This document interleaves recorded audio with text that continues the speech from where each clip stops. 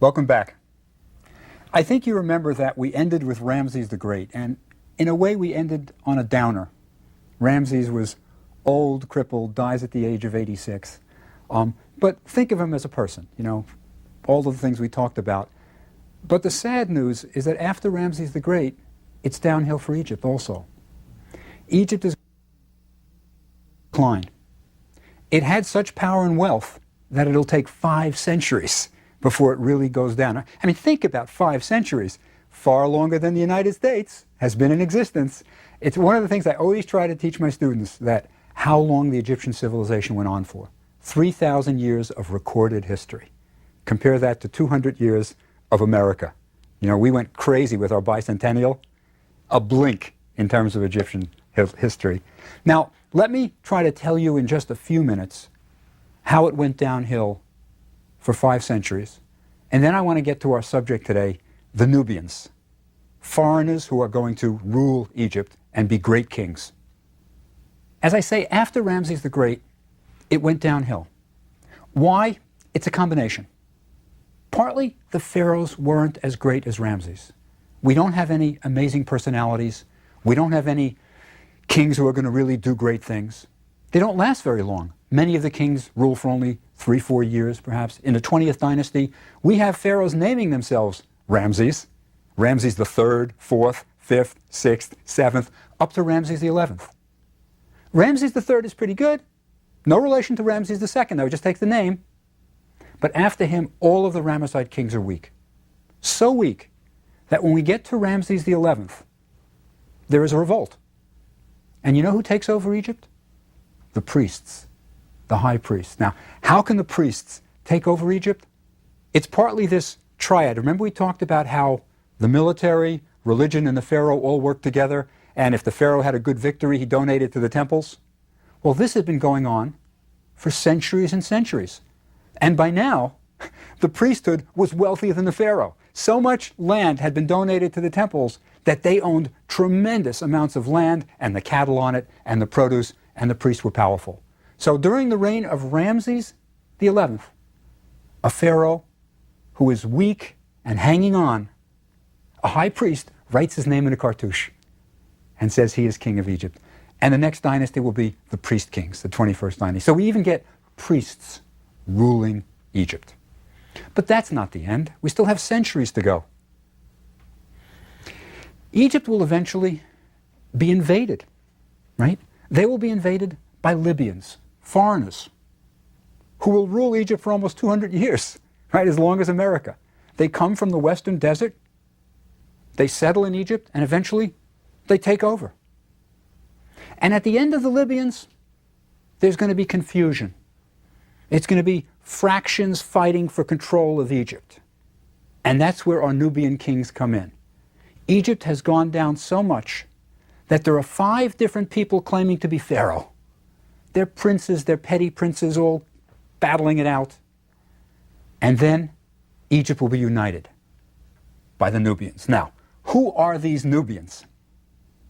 The relationship of Nubia with Egypt was a love-hate affair for 2,000 years. Nubia geographically is the southern neighbor of Egypt. Egypt's border stops right at Aswan.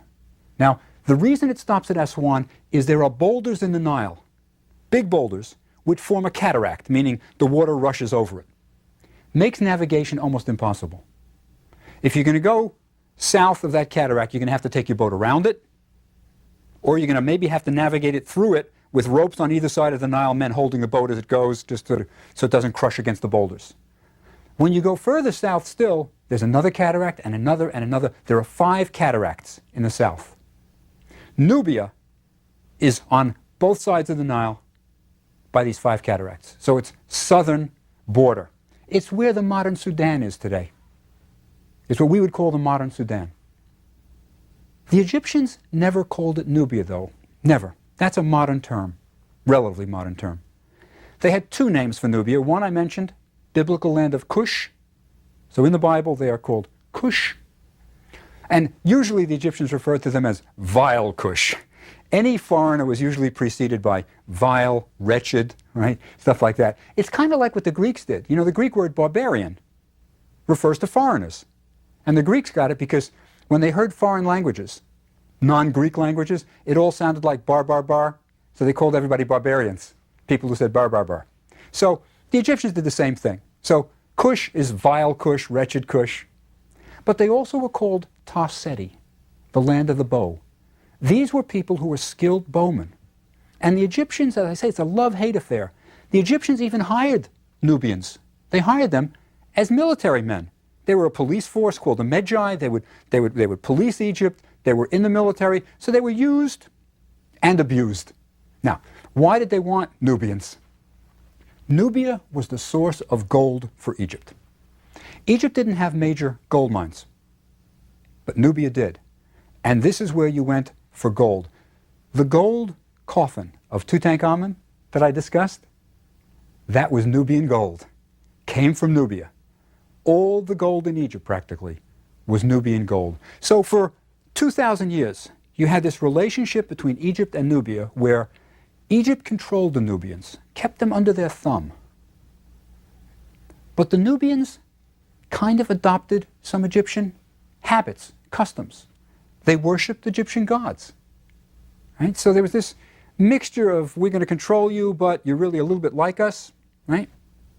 So when Egypt is weak, when it's divided among itself, the Nubians are allowed to grow independent. They're allowed to grow strong. And for the first time, the Nubians form a unit. Up until this time, Nubia was mainly tribes, independent tribes. But now they are going to have a leader who is going to unite them, march them north, and conquer Egypt. His name is P-I-Y-E, Pai, Pai. Sometimes he's called Pianchi, Pianchi, sometimes Pianch, same guy. But with his bowmen, he marches north all the way to the delta, in the north, defeats this confederation of petty princes who are trying to fight him, and takes control of Egypt. Now, he does some very, very surprising things on his way north. First, he's got an army with him. He's going to fight. He's coming north, right, going past the cataracts, going past Aswan, and he stops at Thebes. Now remember, Thebes is the religious capital of Egypt. And what does he do? He celebrates a religious festival. The religious festival of Opet, the most traditional sacred festival of the Egyptians, when the three statues of Amun, Mut, and Khans, those are the three main gods of Thebes. Amun, the hidden one, Mut is his wife, and Khans or Khansu is their son. Those statues were taken from the temple at Karnak, brought down to Luxor Temple, just a mile and a half away, and they stay there for a fortnight. There's feasting and everything. And on his way to battle, Pai stops to celebrate the festival. He is religious. He doesn't view himself as a foreigner coming into Egypt. He views himself as somebody who is going to reestablish the great tradition of Egypt. He's not coming to pillage and plunder. He wants to organize Egypt and bring it back to its greatness. Right? So Pai stops at Thebes, goes north, defeats these petty princes, and is in control of Egypt. Now, he goes back to Nubia, and he erects a victory stela. Now, you remember a stela is basically the Egyptian bulletin board. When you wanted something announced, you put up a round-top stone, much like a tombstone, and you inscribed on it what you wanted to say. He erects a victory stela in Nubia. And what does he say on it? Well, the first thing he says is, I defeated all these petty princes, and they bowed down in front of me. And it shows these guys bowing down in front of Pai. But I find more interesting and insightful into what Pai was, who he was, what he was like. He was a horse lover. He was an equestrian. And on the stela, on the victory stela, he says that when he got to the north and he saw the stables of the horses, he was really shocked. The horses hadn't been fed. They hadn't been cared for. And that bothered him. And he punished the rulers for that. I mean, he viewed all of Egypt as his. And he said, they're my horses, and you're mistreating the horses, and that's terrible. I'll give you the language. I like to read the language of the actual documents of the Egyptians. You get a feeling for what it's like. This is right off of Pi's victory stela. Now remember, he refers to himself as His Majesty, meaning me. His Majesty proceeded to the stable of the horses and quarters of the foals. When he saw that they had suffered hunger, he said, I swear, as Re loves me, and as my nostrils are rejuvenated with life, it is more grievous in my heart that my horses have suffered hunger than any evil deed thou hast done. Right? So you took care of the horses and you didn't feed them? That's terrible. So this is his victory stela. He is a man who loves horses and not afraid to say it, and he puts it right in writing. Now, he does certain organizational things. He's a Nubian.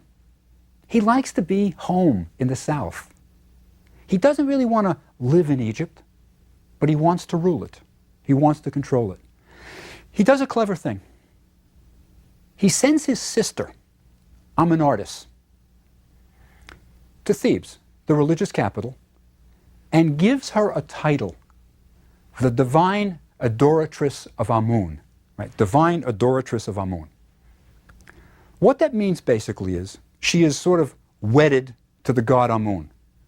Okay, that's a religious thing. More important, she's got her finger on the treasury. Right? Remember, the priests had become incredibly powerful. They had the money. So by putting a sister in this religious office at Thebes, he's got a family member controlling the treasury. Right? A very smart move. Now, it's typically Nubian, by the way, to put women in positions of power. Nubians respected their women in a great way. So did the Egyptians. We'll talk about that in a minute. But for example, we have a name in English, a woman's name, which comes from the title of the Nubian queens. The Nubian queens were called Kandake, and that's where we get Candace from. Candace comes from that. Nubian queens were powerful, so it's not surprising that he sends a sister to Thebes, right? Egyptian women were also powerful, so I think that's why she was sort of accepted, you know? It fits. Now, he continues to rule from Nubia, doesn't go north. And he does another interesting thing. He takes these petty princes, he doesn't kill them. This guy is an administrator, he's smart. He doesn't kill them, he terrifies them, and then he says, you can stay in office in your different areas, ruling for me. Collect the taxes, send it to me, but you are going to be my vassals. So he keeps people in position, he's not brutal, right? He does good things. When he dies, he is buried in Nubia at a place called Kuru, and I'll talk about just where it is geographically in a minute. But the important thing is, he has a pyramid. He has a pyramid. Now, you'll remember, Sneferu's era, the Old Kingdom, right, 2,000 years back, is the era of the Great Pyramid building. And there are a few smaller ones in the Middle Kingdom. But the era of pyramid building was over in Egypt. Nobody had built a pyramid in 1,000 years. Pai builds a pyramid. Now, why? The answer is he is archaizing. He is going back in time and reviving the good old days. He wants to be Egyptian in the old tradition, like Sneferu. So he has a pyramid. But the pyramid is different from any other pyramid ever built. The Nubians are going to adopt Egyptian ways. They love to be Egyptian too, but they're going to do it on their own terms and in their own way. When you look at a Nubian pyramid, it is immediately different. First, it's smaller, much smaller. Maybe 100 feet high, rather than, say, the Great Pyramid, which was 480 feet high. So it's a quarter the height. And the angle is much more steep. Now, there's a couple of reasons for that. The main one is the Nubians don't have the stone that the Egyptians had. The Egyptians had vast quarries of good limestone. The Sudan does not have good quarries. So they had to take what they had and build smaller pyramids.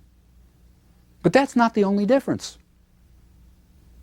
You'll remember from Sneferu that pyramids were the burial places of the pharaohs. and inside were burial chambers.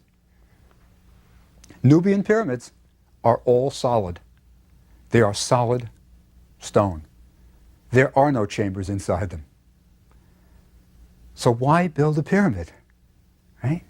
I think it's just the sense that they wanted to be like the good old days of Egypt. Now, where are they buried if they're not buried in the pyramid? This puzzled Egyptologists. They looked for the burials of the Nubian kings, but didn't find them.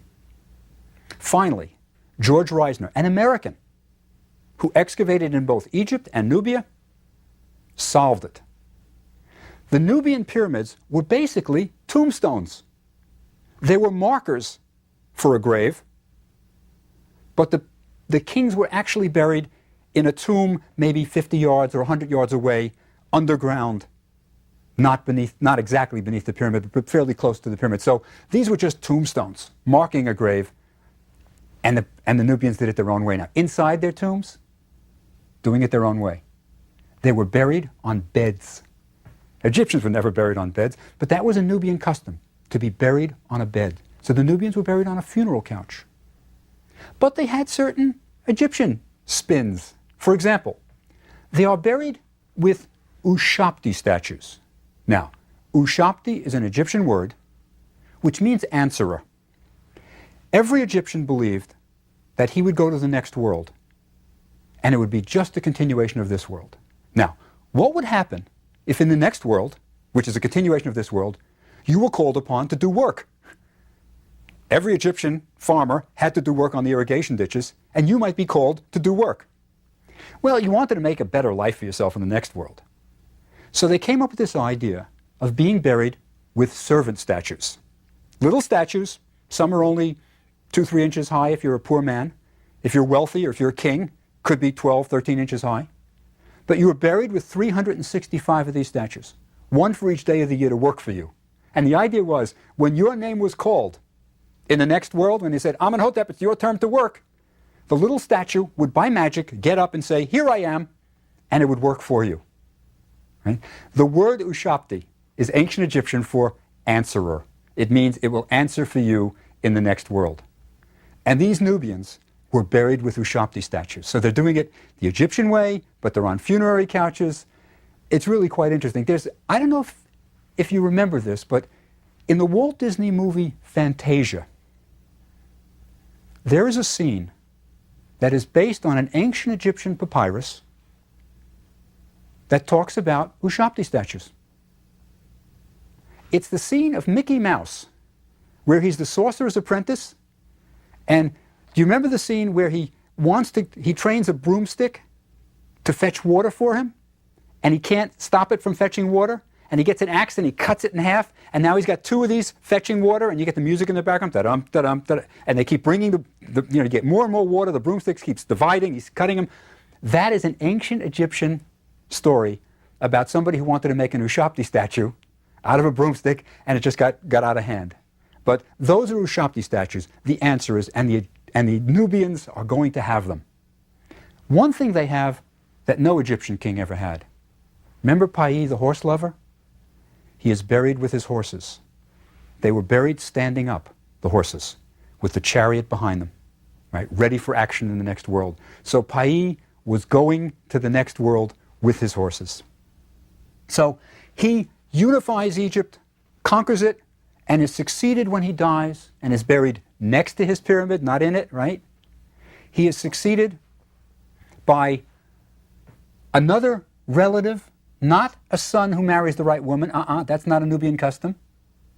He is succeeded by his brother. That is the Nubian custom. If you have a brother, he succeeds you as king. So he is succeeded by Shabaka. Shabaka. Notice these aren't Egyptian names. These are foreign names. These are African names. These are Nubian names. Now Shabaka does something absolutely wonderful. He is a bit of a philosopher. These guys were intellectuals. I mean, think about what they're doing. They're bringing Egypt back to its old standards. They're trying to restore order. They're interested in the old religion. Even in the Bible, the Nubians are called the pious Ethiopian kings. That's how they're referred to in the Bible. The pious Ethiopian kings. These guys are religious. They're thinkers. They're not just plundering and looking for gold.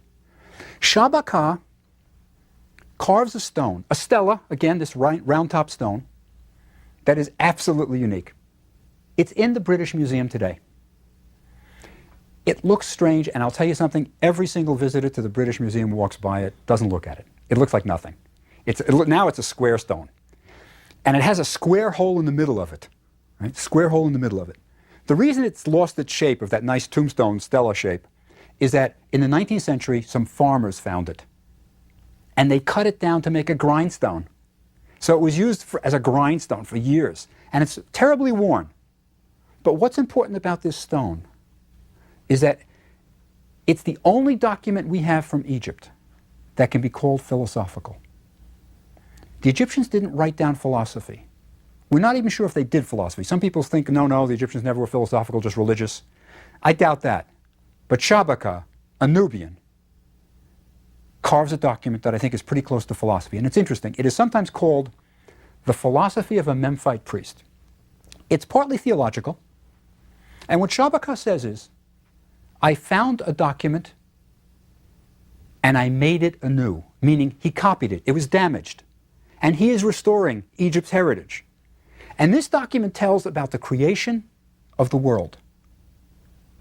And what's remarkable about it is very, very close to the Bible. It's way before the Bible, but it's a creation version that is very close to the Bible. What it says is that the god Ptah, who is the god of Memphis, the northern capital of Egypt, right? Ptah is a creator god. And the document says that Ptah creates the world. And how does he do it? He thinks it, he says it on his tongue, and it becomes real. It's almost, in the beginning was the word. He says it on his tongue, and it becomes real. It's a fabulous document, and everybody walks by it because they just don't know what it is, but I think it's important.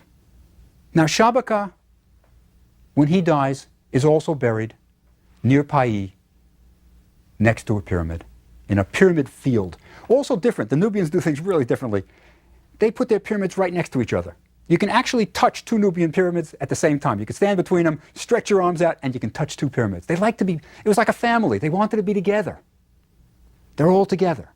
And the women had pyramids just about the same size as the men, right? Also a difference, right? He's buried the same place as Pai. It's a place called Kuru, which is right next to Gebel Barkal. Gebel Barkal. Now, the name Gebel Barkal is important. Gebel means mountain. Barkal in Arabic means pure. It's the pure mountain. This was a sacred place. And I think it was sacred partly because of the topography, the way the mountain looked. If you look at Gebel Barkal, the pure mountain, now that's Arabic. In ancient Egyptian, it was called Juwab, the pure mountain. Same thing. Same thing. The mountain is kind of like a high plateau. Don't think of it as a pointy thing, like mountain climbers are always climbing. It's more like a devil's tower type thing. But on one side of it is an outcropping of rock that looks very much like a cobra rearing up, and it has the white crown on its head. And I think that may be the reason they selected this as the holy mountain, the pure mountain. And a couple of years ago, a friend of mine, Tim Kendall, who excavates at Gebel Barkal, decided to get a close look at this cobra. Nobody had looked at it closely in 2,000 years. And he learned mountain climbing skills just to do this. And he climbs up to the back of this cobra thing, hanging down on ropes, and he could see there had been a plaque there, a metal plaque. He could still see the metal nails. And it was an inscription by the Nubian kings. They had taken this and maybe even sculpted the cobra a little more to make it look more like a cobra. But Gebel Barkal is a very, very special place. And that's where a lot of the Nubian kings chose to be buried. Now, the Nubians are only going to last for 5 pharaohs. Right? I call them the fabulous 5. They are great, and they do great things. But the one who starts to have a little trouble is the next one, a nephew of Shabaka, Shabitku. Now, he does the same thing. He sends a daughter. She has a wonderful name, Shepenwepet. Shepenwepet. Sends her to become the divine adoratress of Amun. Same idea. He's trying to control Egypt from the south, but he's got a problem. A new player on the field. The Assyrians are becoming powerful, and they are about to invade Egypt, right? He's got a problem. But he doesn't deal with it. He doesn't have to. His successor has to deal with it, and this is his brother, Taharka, one of the greatest of the Nubians. Taharka is, I think, a great builder. We don't have his buildings left, though. Unfortunately, they've been taken down. But you can see one remnant of Taharka. I think if it were still standing, it would be one of the great wonders of the ancient world. Go to Karnak Temple. As soon as you enter the main precinct, there is only one pillar standing left of Taharka. He had a whole hall of these pillars. But it is huge and impressive. It's all that's left of Taharka, but it shows he built at Karnak and he built impressively. Now, he battles the Assyrians. He goes north. He battles them in Judea before they can enter Egypt. The idea is get them off of Egyptian territory, battle them, right? And he's going to have the Judeans to fight with him. So he'll have allies. And he goes all the way north to Judea, modern Israel. And we have two accounts of this battle. We have two accounts. One from Herodotus, our Greek tourist who went to Egypt and wrote down things. Now, Herodotus says that at night, just before the battle, mice, field mice, ate the bowstrings of the Assyrians. And when they got up, it was a disaster. They couldn't fight, and the Egyptians routed them. So Herodotus' account says, yep, Taharka wins. There's a biblical account also. And the Bible has the same ending, at least, that they agree, Taharka wins. But the Bible says, the angel of the Lord slew many Assyrians. So there's no doubt about it. Taharka defeats the Assyrians in Judea. Now, he's going to have other problems with the Assyrians. They're going to regroup, and in a battle at Memphis, the Assyrians will defeat Taharka.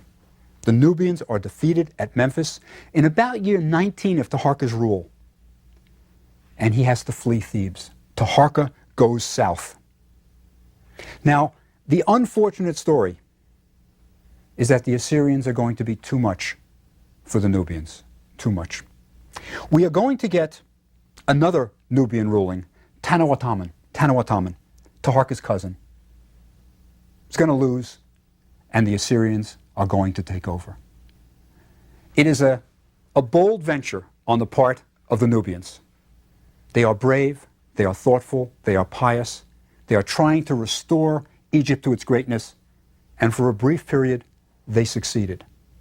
But in the end, the Assyrians were too much. Now, I'd like to say one thing about the Nubians that's often raised, and it's raised within the question of Afrocentrism. Afrocentrism is the belief that much of Western culture comes from Africa. Much of Western culture comes from Africa. I think to some extent it is true that we owe a greater debt to Africa than many people acknowledge. It is often said that philosophy begins in Greece, Western civilization all starts in Greece. That's what all the classicists said. But if you read what the ancient Greeks said, the ancient Greeks loved to trace their heritage to Egypt. The ancient Greeks all said, we learned how to build in stone from the Egyptians. They often say, we learned about the gods from the Egyptians. So there is this tradition, and I think much of what we have comes out of Egypt. Now, mixed in with this question of Afrocentrism, how much do we get from Egypt? And we get lots from Egypt, for sure, is the question of, were the Egyptians black? And often I will get kids in my class, black kids, who will have a t-shirt on that says, Cleopatra was black, right? Cleopatra wasn't black. She was Greek, she was white, she was not black. And I think it's okay to have black pride is what the kids want. But my feeling is what I always tell these kids, if you want black pride, look at the Nubians. These guys come out of the Sudan. They were almost certainly black. They were the black kings of Egypt. And they marched north and tried to do a noble thing. something unique in the history of Egypt. Foreigners trying to restore Egypt to its greatness. And that was the Nubian kings. Thank you.